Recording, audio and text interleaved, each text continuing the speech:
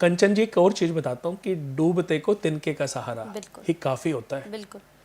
उससे उसको उम्मीद बंध जाती है।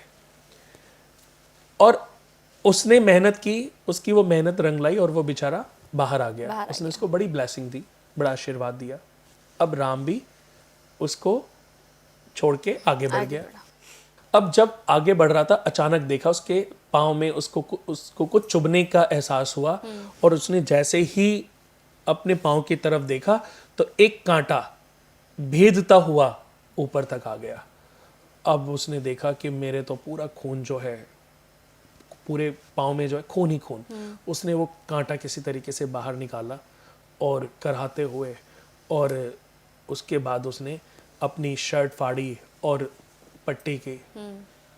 अब वो उसे चला ही नहीं जा रहा था। लंगड़ाते लंगड़ाते वो भी चलने लगा, खून ही खून रास्ते में। और वो भी वहाँ पर जाके बैठ गया जहाँ पर पहले से ही शाम बैठा हुआ था। अब वो इंतज़ार करने लगे कि कब ये ऋषि मुनि जो बैठे हुए हैं, तपस्वी जो हैं, उठेंगे और हमें हमारे भविष्य के बारे में बताएंगे। थोड़ी देर बाद उनकी आंखें खुल गई तो उन्होंने दोनों को आने के लिए बताया कि तुम अपने भविष्य के बारे में, पूर्व जन्म के बारे में जानने आए हो। कि हाँ, आपको कैसे पता? मुझे सब पता है। अब राम ने कहा कि अशर्फियों से भरी थैली, इसका तो नहीं पता इनको। तो उसने थोड़ा सा छिपा लिए। तब उन दोनों ने पूछा कि हम तो सिर्फ ये जानने आए हैं कि हमें पता ही नहीं हमारे माँ बाप कौन है। और हम जब से हमने होश संभाला है तो एक बूढ़े से आदमी थे, उन्होंने हमें कूड़े में से उठा के पाला पोसा और बड़ा किया, लेकिन जब हम 8 वर्ष के थे उनकी भी डेथ हो गई। तो हमें किस सजा का ये फल मिला है? तब उन्होंने बताया कि तुम दोनों पूर्व जन्म में एक सेना के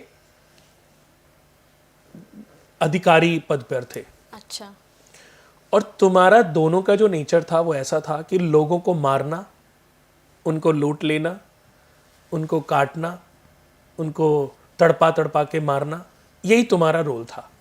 पिछले जन्म में तुमने कितने बच्चों को अनाथ किया है, कितने बच्चों को अनाथ किया है। अब उनका श्राप, उस पाप को तो तुम्हें भोगना ही था। तो लेकिन जो शाम था, एक समय आने के बाद उसका जो नेचर है वो बदल गया। उसका जो नेचर है वो बदल गया और उसने सारे बुरे काम छोड़ के सत्कर्म अपना लिया।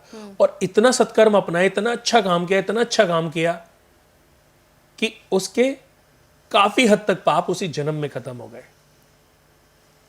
लेकिन जो राम, जिसका नाम था, कि उसका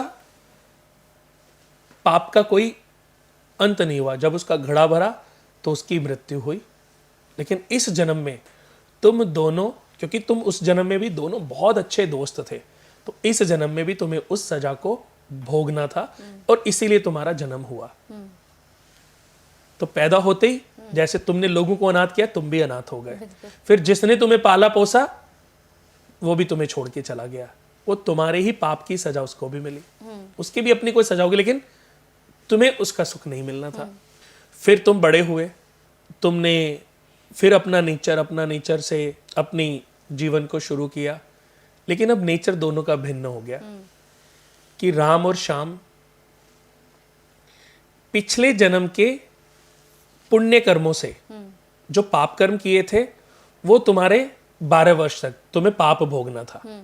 अब उन्होंने श्याम को समझाया। लेकिन 12 वर्ष की आयु के बाद तुम्हारे पूर्व जन्म के पुण्य कर्मों के आधार पर, जो तुमने बाद में जो पुण्य किए थे उसके आधार पर तुम्हें आज की 12 वर्ष की एज में किसी राज्य का राजकुमार बनना था।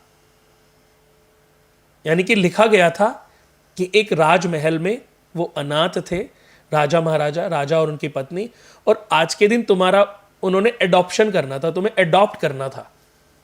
लेकिन इस जन्म के पाप कर्मों ने, तुमने जो इस जन्म में भी पाप कर्म किए, तुम्हारे उस राजमहल को, कहां तो तुम एक राजमहल के राजकुमार राजा बनते, लेकिन इस जन्म के पाप कर्मों की वजह से वो जो राजमहल है ना, वो भी छूट गया। वो एक अशर्फी भरी थैली में बदल गया। यानी कि कहां तो सम्राट और कहां अब एक अशर्फी भरी थैली। ये इस जन्म के कर्मों ने किया है।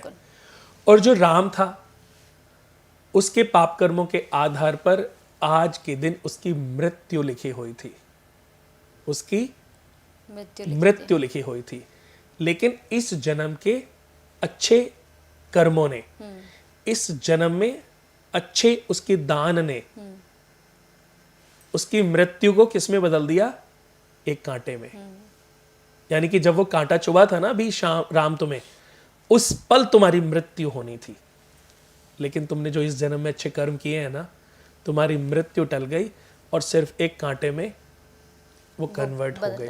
तो ये मनुष्य के अपने प्रारब्ध और कर्माज है। और ये दोस्तों कभी किसी का पीछा नहीं छोड़ते। अच्छा और बुरा जो कर रहे हो, भविष्य में उसकी फसल काटनी ही पड़ेगी और कोई तरीका नहीं है।